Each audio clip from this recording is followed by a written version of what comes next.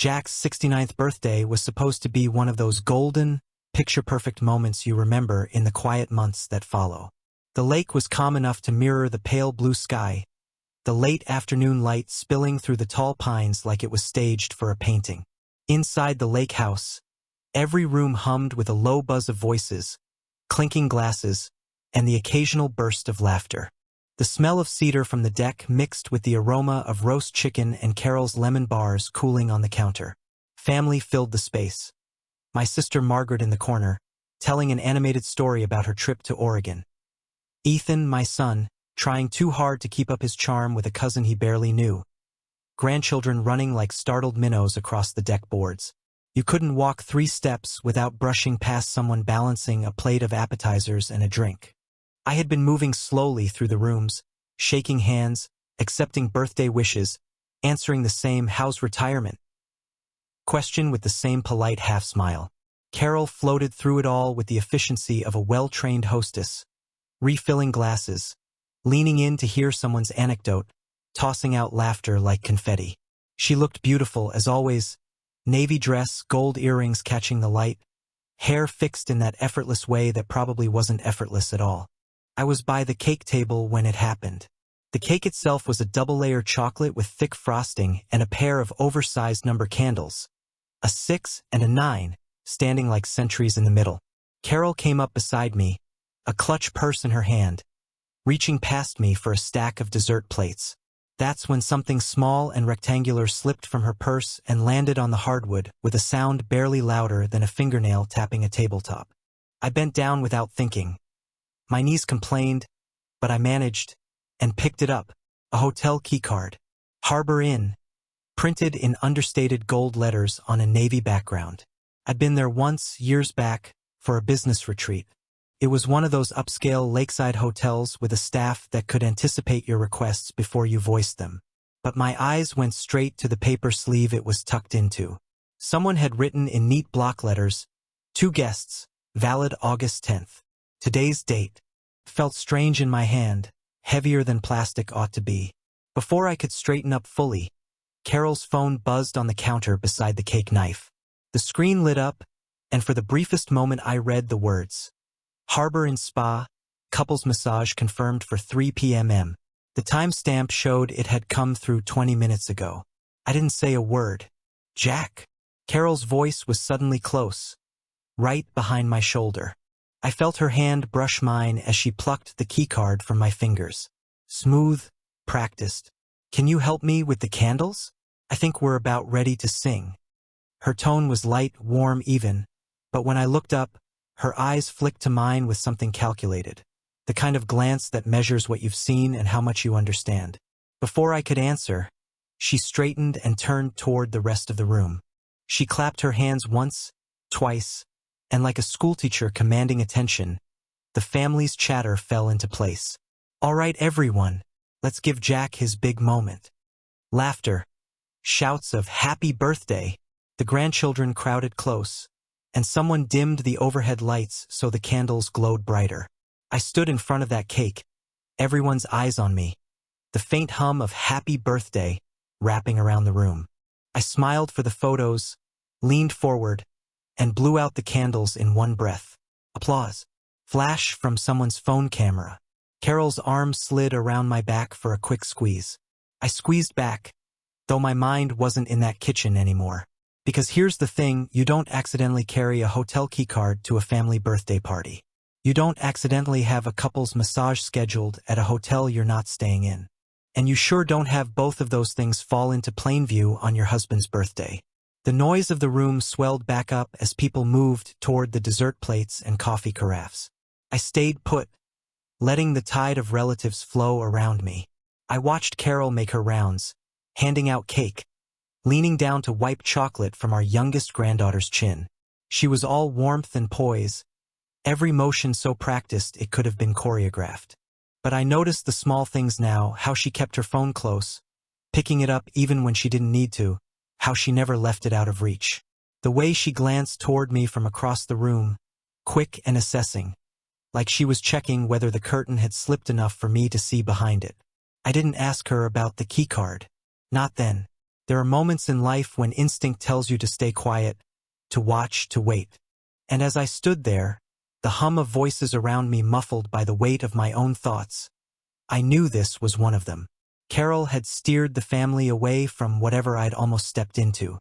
She'd done it neatly, efficiently, deflection without hesitation. But the moment had happened all the same, and I had seen it.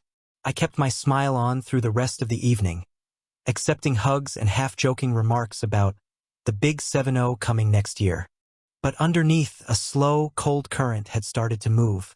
I didn't know exactly where it would take me yet, but I knew it wouldn't be back to the easy, unthinking trust I'd had that morning. And as the guests began to drift out, one by one, the lake outside darkening to a sheet of black glass, I realized something else. Birthdays have a way of marking not just the years behind you, but the moments that split your life into before and after. This one had just found mine. I didn't sleep much after the party.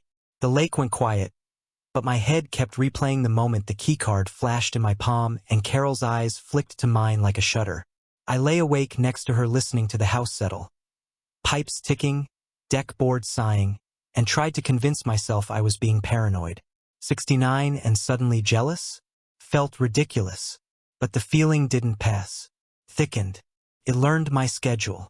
It started collecting evidence. You notice patterns when you've lived with someone for 4 decades. The first one was small enough to shrug off. Our shared location stopped working. Weird, Carol said at breakfast, tapping her phone. Must be the update. We laughed about technology and promised to fix it later. Later never came. A week after that, she changed her unlock code. I didn't ask for it. I'm not the type to snoop, but she told me once, years ago, we don't have secrets. Now the screen angled away from me whenever a text came. The second pattern cost money. I handle the accounts. Old habit from my working days. Reconcile on Sundays, coffee, and an Excel sheet. Harbor and kept showing up in the transactions, not for rooms, at least not at first, but for the spa. Afternoon charges, weekday and weekend. Couples packages paid in full. I told myself she was gifting them to a friend. Then I saw a private suite, 2 guests billed twice in 1 week. Meanwhile, a brand new bracelet appeared on her wrist, pale gold with a tiny clasp shaped like a leaf. I found it on sale, she said, too breezy. The tag string still imprinting the velvet in her jewelry tray. Her calendar filled with evening fundraising stops. Carol has always been dependable with charity boards. Hands in everything, never late with a dessert or a donor thank you. Lately, the addresses clustered near the lake road, right where the harbor inn sits behind a row of birches. I checked a flyer for one of the events. The venue listed wasn't the inn. The time she said she was greeting guests. A charge posted for the harbor lounge. Cash crept back into our lives. We haven't needed cash since the grandkids started using cards for lemonade stands. But the ATM withdrawals began to dot the statement. Small enough to feel casual, frequent enough to feel planned. Different machines. Same strip. When I asked if she needed cash for a school bake sale, she blinked like the question had come from far away and said, "Oh, right, that." She tucked a hair behind her ear and changed the subject to Lily's cello recital. The car smelled different. Carol keeps a tidy sedan. Canvas grocery bags, lint roller, tiny umbrella in the door. One night I slid into the passenger seat and caught it. Cologne I didn't recognize, warm and expensive, the kind that lingers on wool. "New shampoo," she said when I mentioned it, too quickly.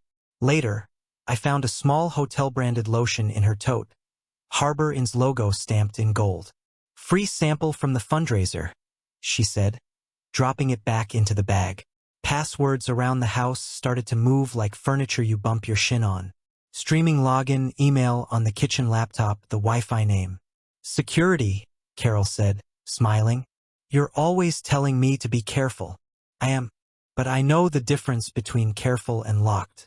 At dinner, she'd place her phone to the side like a sleeping pet and watch me with bright kindness, asking about the boat engine and whether I'd scheduled my physical, patting my hand when I frowned over the news. The conversations had the shape of int asterisk Macy without its weight. She was present and just beyond reach, like someone talking through glass. I tried to test my own sanity. I dug out old photos, The ones where she's holding a picnic basket and I'm pretending to complain about my back. I counted the ways routine can mimic a marriage and the ways love hides inside routine. I told myself this was a season, that we drifted before and drifted back. That keycard, though, every time my mind settled, it floated up again like a blue-black leaf in a clear bay. Another Sunday, I matched receipts while the football game murmured. There it was, Harbor Inn Serenity pairing, dinner plus massage. Pairing. The description was plain as a ledger line, and still my brain tried to soften it. Then I noticed a timestamp, 2:58 p.m., the day of my party. The couple's massage had been for that afternoon. I pictured her in a robe while Margaret strung balloons and the kids taped streamers across the deck rail. The thought felt like biting foil.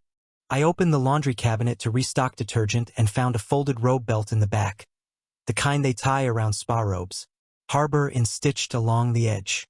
I stared at it for a long time, then put it back like I'd stumbled on a live wire. I told myself not to invent stories. Stories were how you forgave what shouldn't be forgiven and excused what shouldn't be excused. I'd wait for something solid. Solid arrived in shards. A receipt tucked into the passenger visor, valet claim ticket from the inn, time punch 10:41 p.m. Her calendar for that night, board prep, late. A voicemail I overheard when she stepped onto the deck. Hi, Carol. Just confirming your private suite for 2 tomorrow at 4. She re-entered smiling, asking if I wanted more tea, tasting her words before handing them over. The worst thing was how good she became at caring for me while fencing off the truth. She packed my cholesterol pills in a little daily box and left it by the coffee. She scheduled the dock repair and made sure the grandkids' life jackets were the right size. Every kindness felt like a diversion, a magician's flourish to keep my eyes on the silk while the coin disappeared. I kept telling myself that if I confronted her too early, I'd hand her the chance to make it all seem small. I would end up apologizing for my tone while the facts slipped away. So I tracked my own heart rate instead. I noticed how it climbed when she said she had a quick stop after a committee meeting, how it steadied when she sent a selfie from the grocery store aisles. Proof, I thought, until I remembered how easy it is to capture an old photo and send it new. When I finally opened her tote to find Tylenol for a headache, the lotion was still there. I held it closer. The label mentioned Lakeview Suites and Twilight packages. I turned it over and saw a printed QR code, private experiences. I set it down like it might stain. People who haven't lived a slow betrayal imagine fireworks. Shouting, slammed doors, plates. My version came with rinsed coffee cups and folded dish towels, with her voice calling, "Be right back, sweetheart," and mine answering, "Drive safe," with me learning the small physics of doubt, how it adds weight to ordinary objects until even a key in your palm can tip the world. By the time the birthday cake was gone and the last paper plate crumpled into the trash, I had a quiet ledger in my head. Locations gone dark, passwords shifted, phone sleeping face down, spa charges layered like rings in a tree, ATM withdrawals circling the inn, fundraiser stories drifting off course, hotel lotion, strange cologne, a belt from a robe that shouldn't be in our house. None of it was a conviction on its own. Together, it sounded like footsteps crossing a room in the dark. I told myself one last lie, that it would resolve itself if I gave it time. Then I cleaned the counters, turned off the porch light, and lay on my side of the bed, eyes open to the ceiling fan, listening for the sound that would tell me what I already knew. The morning after the lotion bottle and robe belt discoveries, I decided I was done building theories in my head. The pieces were already on the table. I just needed to see how they fit when placed side by side. The Harbor Inn sat a 15-minute drive from the lake house if you took the main road. Closer if you knew the back way past the bait shop and the shuttered summer camp. I hadn't been there in years, but it was the kind of place that didn't change much. Timber beams, stone fireplace in the lobby, staff that remembered you by name if you tipped well enough. I told myself I'd think of a reason for being there on the way. Maybe I'd pretend to be pricing a weekend for friends. Maybe I'd claim Carol had misplaced something during a past visit. What I knew for certain was that I wasn't going to leave without something solid: paper, numbers, timestamps that didn't rely on my memory. The parking lot was half full with SUVs and sedans that looked like they belonged to conference guests. Inside, the lobby smelled faintly of wood polish and citrus.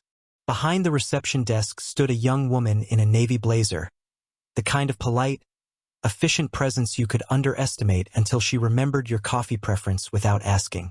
"Morning," I said, leaning casually on the counter. "I'm hoping you can help me with something small." She smiled. "Of course, sir. My wife's been staying here." I began, lowering my voice just enough to make it sound like I was confiding. "She asked me to pick up a copy of her folio for expense purposes. She's under Carol Miller." The clerk tapped at the keyboard, her expression neutral. "May I see ID?" I slid my driver's license across, steady as I could. After a moment, the printer behind her hummed to life, spitting out a few sheets. She stapled them neatly and handed them over. "Will there be anything else?" I shook my head, thanked her, and stepped away from the desk before looking. The folio was dated yesterday. Lakeview King, 2 guests. Line items followed like steps down a staircase. Dinner and massage package, Serenity pairing, additional key issued, 2214, 2 robe sets, spa access. Payment was made on Carol's personal card. My pulse thudded in my ears. It would have been enough, but the page had one more note at the bottom. Video access. Lobby footage stored 72 hours. The clerk was speaking to another guest when I circled back, so I waited, pretending to study a rack of brochures. When she was free, I asked lightly, "Do you handle security footage requests here, or is that a different department? I'm looking for something from last night. Personal matter." She hesitated, then gestured toward a side office. A man in a dark vest sat at a small desk with a bank of monitors. He looked up as I entered. "Need a clip pulled?" he asked. I kept my tone easy. "Just a quick glance, if possible. My wife was meeting someone in the lobby yesterday, and I'm supposed to check the time." He clicked through menus until an image appeared. Carol walking through the glass doors at 1458, wearing the same navy dress from the party. Beside her, in a light gray blazer, was David Harper. Seeing him in motion made my stomach turn. Harper was a junior partner at the firm representing Ethan in the trust matters, a name I'd heard too often in recent months. Always paired with good head for details, and Ethan trusts him. They crossed the lobby together, his hand briefly at her back, then vanished toward the elevators. The man at the desk glanced at me. "Want me to print a still?" "Yes." My voice didn't waver. A few minutes later, I stepped out into the sunlight with the folio in one hand and a grainy black and white image in the other. Paper, timestamps, faces. The kind of proof you could slide across a table without saying a word. Back at the lake house, I bypassed the kitchen and went straight to the safe in my study. The trust charter was in a fireproof envelope, something I hadn't touched in years. It opened with the stiff crackle of parchment. I'd forgotten half the clauses until I saw them again. One in particular caught my eye, a paragraph near the back. If the primary heir renounces the head of family or demands early access to assets, all rights are extinguished and the inheritance transfers to the alternate beneficiary as designated at the charter's creation. The alternate was Lily, our granddaughter, named before she could even walk. I remembered the day we signed it, Carol nodding along, Ethan distracted but agreeable. A week earlier, Ethan had sent me an email framed as leverage, declaring he was stepping back from family obligations and expected early disbursement. It had read like a bluff. He thought it would hurry the process. What he didn't realize, and what I now saw in black and white, was that his letter had triggered the clause automatically. The path forward unfolded in quiet steps. I called the bank, instructed them to freeze distributions under the trust until reconciliation. I told the trustees to retitle beneficial interest to Lily. I requested a ledger of the legacy loan tail and set a meeting with the legal team for the following week. By the time the sun began to sink behind the pines, my desk held two distinct piles. The trust documents and the harbor in proof. Different battles, same front. That evening, Carol moved around the kitchen like nothing had shifted, asking if I wanted grilled fish or chicken, mentioning Lily's next soccer game. I watched her hands as she chopped vegetables, Steady, precise. The same hands that had smoothed a keycard into her purse while directing a birthday chorus. I didn't mention the inn. I didn't mention Harper. I didn't mention that Ethan had already lost what he thought he could control. Those conversations would come, but they'd be on my terms. In marriage, in family, in business, timing decides the outcome as much as truth. And for the first time in months, maybe years, I held both. 2 days passed before I said Ethan's name out loud. I waited until morning coffee, when the house was quiet and Carol was still upstairs. I dialed his number, leaning against the counter, watching steam rise from my mug. He answered like he'd been expecting me. His voice sharp with the confidence of someone who thinks they've won. Dad, did you get my letter? I assume the bank's processing the disbursement? No, I said evenly. They're processing a freeze. There was a pause, just long enough for him to realize I wasn't joking. A freeze? What are you talking about? I renounced my position. That means you. That means, I interrupted. The clause in the charter triggered. You renounce, you get nothing. Lily becomes the beneficiary.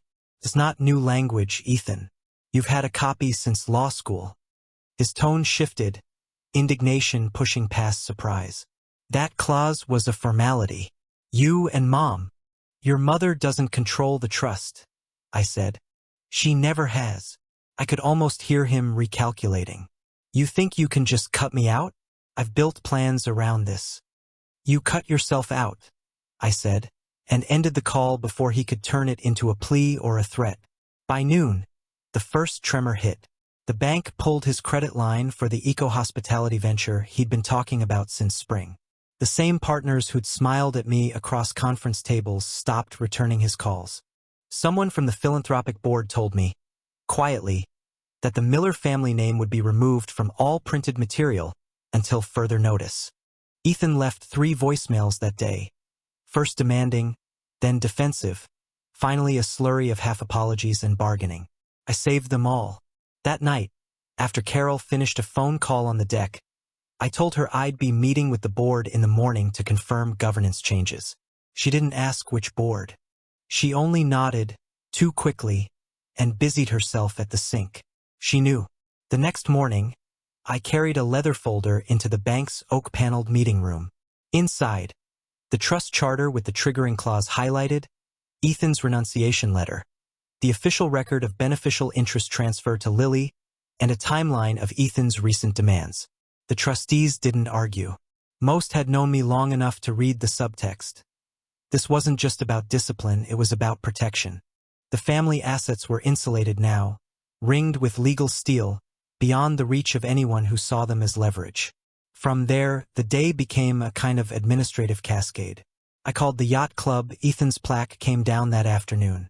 I informed the charitable endowment director that future grant signatories would require my review. I sent an email to the investment group Ethan had been courting. Pending legal transition, all negotiations are suspended. Thank you for your understanding. By evening, the Miller name was no longer currency in rooms where Ethan had been trading on it for years. Carol came into my study after dinner. She closed the door behind her like she was bracing for impact. Ethan called, she said. I know, I replied without looking up. He's upset. She went on, her voice careful. He says you blindsided him. I didn't blindside him. He pulled the trigger himself. I'm just making sure the bullet doesn't hit the rest of us. Her mouth tightened. Don't you think this is extreme? I set down my pen and met her eyes. Do you? She looked away first. Later that night, while she was in the shower, I drafted a letter to the trustees confirming my intent to maintain Lily's position as primary beneficiary until she reached majority, at which point she could name her own successor. I added a note about establishing a separate education reserve, college tuition, health care, basic living expenses, all airtight under the trust's protections. For Ethan, I sketched the outline of a stipend. Modest, monthly, terminating upon breach of a conduct clause or public defamation of the family. He'd have to sign a full waiver of claims and relinquish any management rights. The stipend was a lifeboat, not a yacht. By the time I shut down my desk lamp, I decided I'd hand-deliver that packet to him when the ink was dry. The following week was a study in subtraction. Ethan's business partner announced their exit in a brief, chilly press release. The flip property he'd been touting went to auction after the lender accelerated recovery. His social calendar, once full of dinners and openings, thinned to nothing. I kept my own schedule steady. Meetings at the bank, calls with the trust attorney, quiet afternoons reviewing governance policies for the family enterprises. Carol and I moved around each other in the house like furniture, present, useful, and fixed in place for now. But the harbor in proof sat in my desk drawer, top file in a short stack. I didn't need to wave it in her face yet. That moment would come after the trust dust settled. I wanted no distractions when I showed her exactly what she'd left in the open on my birthday. One evening, a courier delivered a sealed envelope from the trustees, a formal acknowledgement of the clause's execution. Attached was the updated charter with Lily's name in the primary slot and Ethan's name struck cleanly from the page. I placed the envelope in the safe, directly above the still image of Carol and Harper entering the hotel. 2 records of 2 betrayals, both handled on my terms.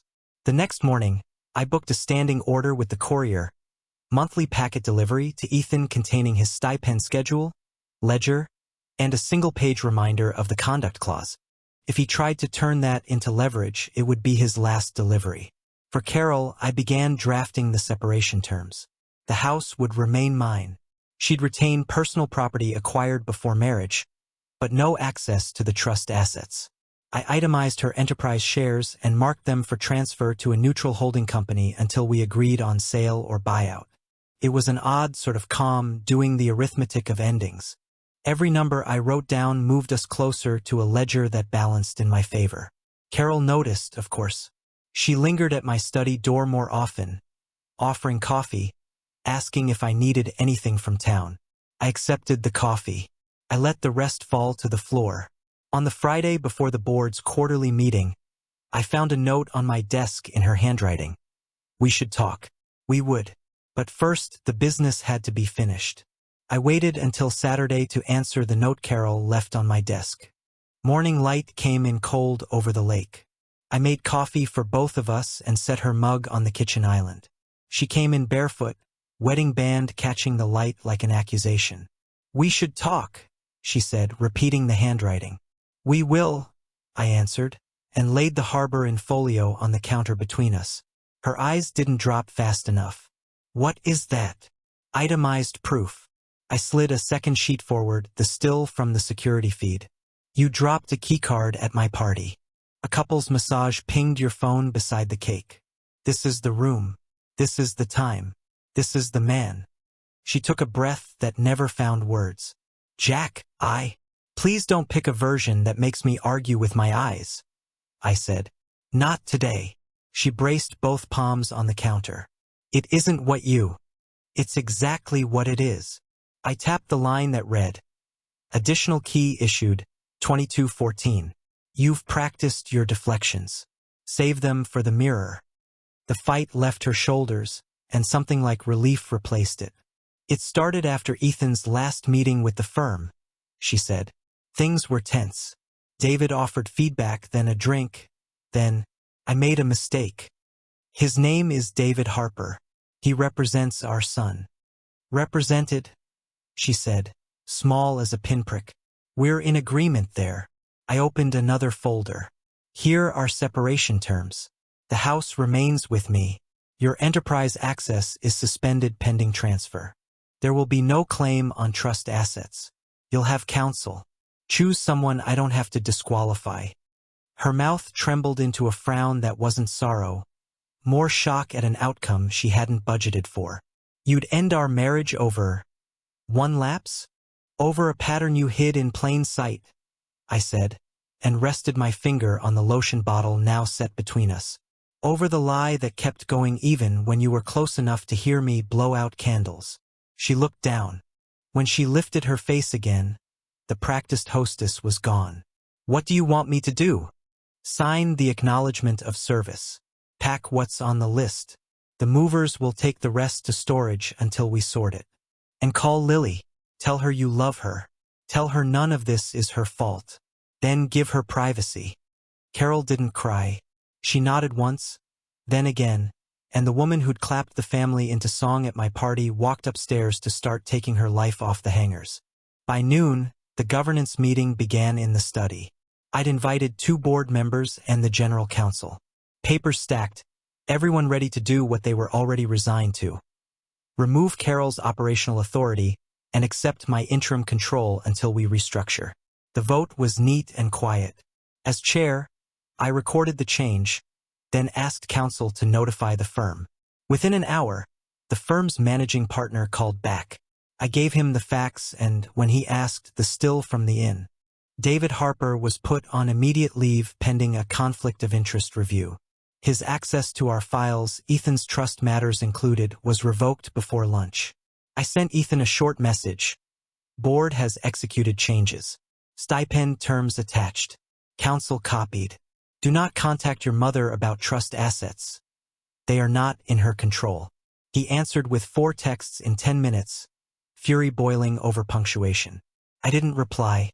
Counsel did, with a single sentence about communications moving through proper channels. The afternoon delivered consequences like mail. The philanthropic board removed our name from a gala program. A venue manager asked where to ship Ethan's plaque. An investor who once called me old-school dependable wrote that they were reassessing exposure. I wrote back to each the same. Understood. Governance secured. Stewardship continues. Carol came downstairs with 3 taped boxes and a garment bag. I'll stay at my sister's, she said. I'll send an address for service. Do, I said, and held the door while she carried the first box to her car. The day was bright. She didn't look back. The taillights flashed. The car rolled down the gravel. I stood in the doorway longer than needed, watching dust settle.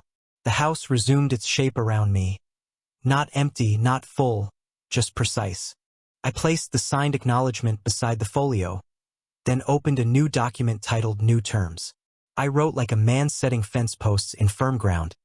Lily's education plan, medical reserve, caretaker contingencies, Ethan's stipend triggers and stops, board succession in the event I fail. I wrote until the math matched the intent. At dusk, I took the boat out alone. The lake didn't care about paperwork or plaques. Paddles cut the water the same way they did when I taught Ethan to row. I counted the small mercies of straightforward labor. Row, breathe, turn, repeat. Back at the dock, a voicemail waited from Ethan. He'd cooled down. He spoke like a boy who'd skinned his knee and wanted someone to blame besides the ground. Dad, this is punitive. You know I have payroll. Do you want to see me fail? I replayed the message once and saved it. I do not want him to fail, I thought. I want him to stop pretending a last name is a plan. That night, I slept for the first time in weeks. In the morning, I wrote Carol a final email. We will be civil. We will be discreet. We will not lie to Lily. The remainder will proceed through counsel.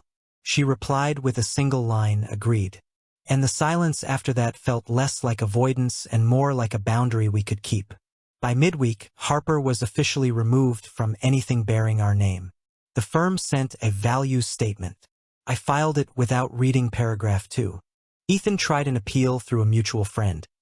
I returned it unopened and mailed him the stipend packet via courier with a tracking number and no flourish. Our name came down at the yacht club. The brass left a clean rectangle on the wall. I stood in front of the gap and felt nothing I couldn't carry. In the evenings, I kept my hands busy. Tightened dock cleats, re-oiled cutting boards, fixed a hinge that had squeaked since October. I thought about legacy as a practical chore, less a myth than a checklist you meet steadily. Protect, provide, prepare, let go. When the wind picked up, I lashed the kayaks to the rail. When it stilled again, I wrote another page of terms for Lily's future. Each line a promise that didn't depend on mood. On Friday, a courier delivered the updated rolls for the education reserve. I initialed every tab, then placed a copy in an envelope marked for Lily's 18th birthday. I pictured handing it to her at a kitchen table, just with breakfast and a pen. That was the week the family story split along a seam I could finally see. The son learned the cost of leverage. The wife learned the price of a secret. The junior partner learned that lines are not suggestions. And I learned the relief of doing the next right thing, one signed page at a time. Exactly.